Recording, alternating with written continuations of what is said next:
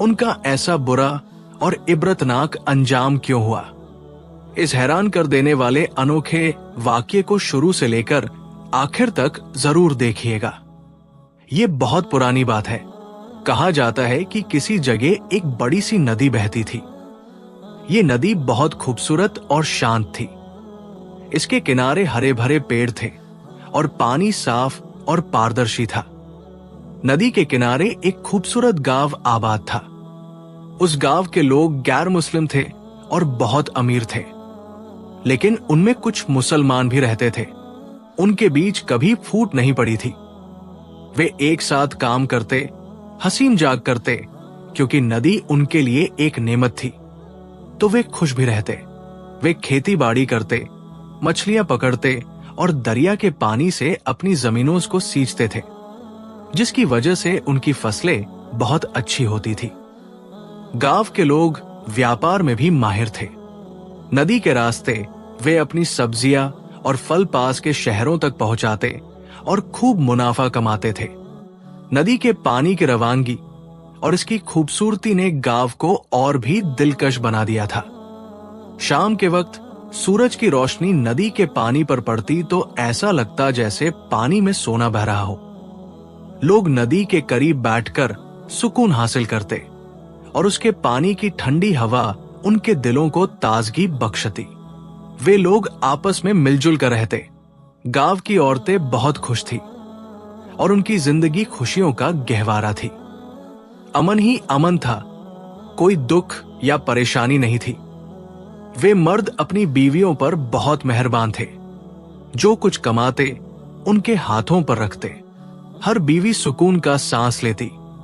गर्ज ये कि उनकी जिंदगी में कभी कोई तूफान नहीं आया था। वे मर्द अपने काम से काम रखते थे और अपनी बीवियों को धोखा देने के बारे में सोच भी नहीं सकते थे। इसलिए बीवियां भी इत्मीनान से थी। सुबह सवेरे सब मर्द काम पर चले जाते तो वे औरतें घरों के कामों में लग जाती। शाम को मर्द वापस आते तो सब मिलकर खाना खाते। गांव की औरतें एक दूसरे से अपनी हर बात कहती थी। अगर कभी कोई मसला हो भी जाता तो सब उसे साथ बैठकर हल कर लेते। वे लोग मेहमान नवाज थे। किसी मुसलमान को भी भूखा पेट गांव से जाने नहीं देते थे। एक बार एक अल्लाह वाले का गुजर उस गांव से हुआ। आप यही कोई 80 से 90 साल के बूढ़े होंगे, पर जवानों से कम आपकी चाल नहीं थी। आप सफर के बेहद शौकीन थे और सफर करके दीन की बातें लोगों तक पहुंचाते थे। बहुत दूर का पैदल सफर करके जब आप गांव के करीब पहुंचे तो सोचा कुछ खा लिया जाए। गांव में दाखिल होकर आपने पहला दरवाजा खटखटाया। एक गैर मुस्लिम औरत ने दरवाजा खोला तो अल्लाह वाले ने कहा, बेटी, मुझे खाने के लिए रोटी मिल जाएगी। वो गैर मुस्लिम थी, लेकिन किसी मुसलमान पर भी वे लोग रहम करते थे और उनसे बुरा बर्ताव नहीं करते थे। उसने नरमी से कहा, बाबा, अभी लाती हूं रोटी। उसने झट से रोटी लाकर दे दी। अल्लाह वाले ने उसे ढेरों दुआएं दी और वहां से जाने लगे। उसने कहा, बाबा, आपको कोई और चीज चाहिए? वे बोले, नहीं बेटी, तुम्हारा शुक्रिया, तुमने एक फकीर का पेट भरा। तुम्हें एक बात कहना चाहता हूं, अगर किसी मुश्किल में गिरो, जब कोई रास्ता न दिखे तो इस फकीर को जरूर याद करना। मैं फलां जंगल में रहता हूं। ये कहकर आप वापस चल दिए। आपने नदी के झलमल पानी से वजू किया और इबादत करने लगे। आप जिक्र करते करते नदी के उस पार देख रहे थे कि आपके चेहरे पर फिक्र बढ़ने लगी।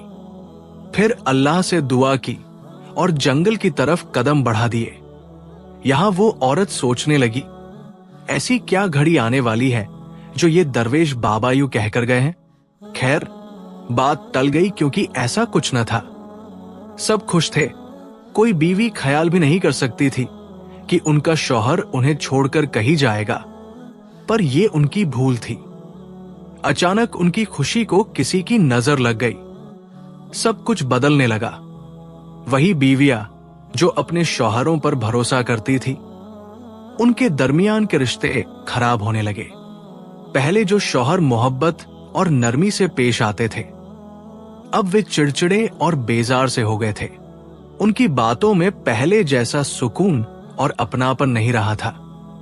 उनके बदलते रवैये से बीवियां हैरान थी और उसके पीछे वजह थी एक तवाइफ ज़ादी। नदी के उस पार एक खूबसूरत सा महल बना हुआ था।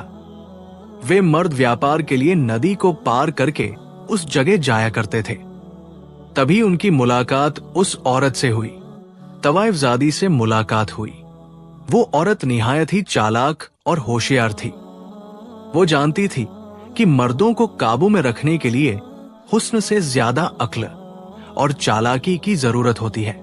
उसकी बातों में एक ऐसा जादू भरा हुआ था कि सुनने वाले उसके सामने बेबस हो जाते।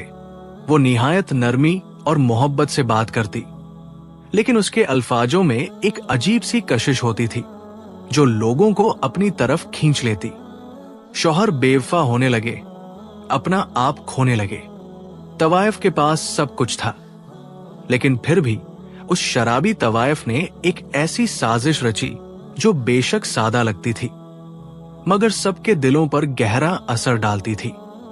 वो अपने ग्राहकों को हमेशा ये यकीन दिलाने की कोशिश करती कि वो उन सब के लिए खास है।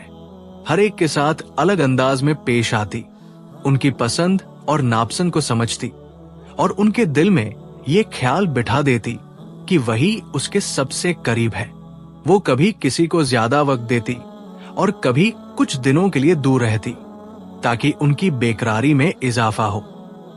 उसकी ये चालाकी थी कि हर शख्स ये महसूस करता कि वो तवाइफ का सबसे बड़ा चाहने वाला है, हालांकि वो सबको एक जैसा धोखा दे रही थी। उसके महल में पहुंचकर लोग अपनी दुनिया भूल जाते और उसके शहर में गिरफ्तार हो जाते। तवाइफ के दिल में न मोहब्बत थी न खलूस, लेकिन वो अपनी अदाकारी से सबको ये एहसास दिलाती कि उसकी मुस्कान और मेहरबानी सिर्फ उनके लिए है। ये उसकी सबसे बड़ी चाल थी और यही उसकी कामयाबी का राज भी था। हुस्न का जाल फेंककर अपना काम निकलवाना उसके लिए बहुत आसान था। वो औरत अपनी चालाकी से उन मर्दों को अपने काबू में कर चुकी थी। उसकी खूबसूरती और बातों का जादू ऐसा था कि वे सब अपनी अक्ल खो बैठे थे। वे मर्द अपनी जमा पूंजी उस पर लुटाने लगे, जैसे उनके पास कोई और रास्ता ही न हो। वो औरत शराबनोशी की आदी थी और हमेशा खास किस्म की महंगी शराब मंगवाती। वो उन मर्दों को भी वही शराब पिलाती और उन्हें अपने साथ बैठने का मौका देती। उसके साथ वक्त गुजारने के लिए हर मर्द उसे 2000 दिनार अदा करता था। ये मुलाकातें खुफिया होती, यानी छुप कर की जाती। सिवाय मर्दों के उस जगह के बारे में किसी को इल्म नहीं था। वे मर्द दुनिया से छुपकर उसके पास आते और वो औरत उन्हें ऐसे काबू में कर लेती कि वे अपनी जिंदगी की सबसे अहम चीजें भूलकर उस पर वक्त और दौलत लुटाने लगते। हर गुजरते दिन के साथ वो उनके दिलो दिमाग पर हावी हो रही थी। मालदारों को लूटकर वो अपने खजाने भर रही थी। उसके कई नौकर थे और उसकी कनीजें दिन रात उसकी खिदमत में लगी रहती थी। एक बात बहुत अजीब थी कि उसके महल में जो शख्स एक बार आता वो फिर दोबारा नजर नहीं आता था। वो इतनी खूबसूरत थी और उसकी आवाज और अंदाज इतना दिलनशीन था कि कोई मर्द न चाहते हुए भी उसके पास चला आता। महारत से मर्दों से पैसे निकलवा लेती और उन्हें एहसास तक न होने देती कि वे धोखा खा रहे हैं। कई मर्द अपनी सारी दौलत उस पर लुटा रहे थे, ये सोचे बिना कि वो उनके साथ क्या खेल खेल रही है। वो एक अनोखी फरमाइश किया करती थी कि जो भी उसके महल में आए वो शराब की बोतल लेकर आए, और उन मालदारों के लिए शराब की बोतल लाना कोई बड़ी बात नहीं थी। जो भी उसके महल में जाता वो शराब की दर्जनों बोतलें लेकर जाता और वो खुश हो जाती। वे मर्द उस गैर औरत को खुश कर रहे थे, लेकिन उनकी अपनी बीवियां उनके दीदार को तरसने लगी थी। वे महिलाएं अपनी जिंदगी में मशगूल थी और शौहर के बारे में कोई शिकायत नहीं